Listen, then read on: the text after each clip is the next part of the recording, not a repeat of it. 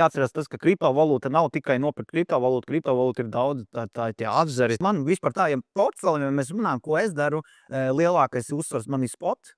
Spots, tas nozīmē arī cilvēkam, lai saprastu, spotā tas nozīmē to, ka tu nopērc aktīvus un gaidi aktīvu pieaugumu. Tas ir spots, kurā tu tur, vai arī, to var salīdzināt, tu nopērc kaut kādu mākslas darbu, turi mājās, gaidi, kamēr pieaugums viņu pārdod, vai mašīnas, piemēram, ja.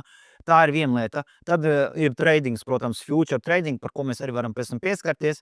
Tad ir DeFi, Decentralized Finance. Tad mums vēl ir airdropi, ja, kas arī ir. Tur ir NFT vēl, kas ir non-fungible token, jeb tās tautās zināmās bildītes. Tas bildes jau visu tiek likts klāt kaut kā apakšā kaut kādiem projektiem, uzņēmumiem, kas piesaista, kā mēs zinām, Latvijā Air Baltics, kas dod NFT plenīs. Ja? Ar NFT plenīs tev ir visādi kaut kādi īpašie piedāvājumi, tu var būt kaut ko dabūt.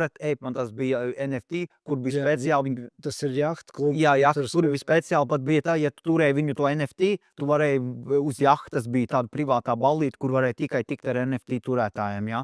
Un NFT, protams, daudz saka, es jau varu uztaisīt screenshot, man būs tas bilde, bet blokķēdē stāv ierakstīts, kad ir Maks, kas ir īpašnieks, un tas ir tikai vienīgi tu, un tur viss ir caurskatāms.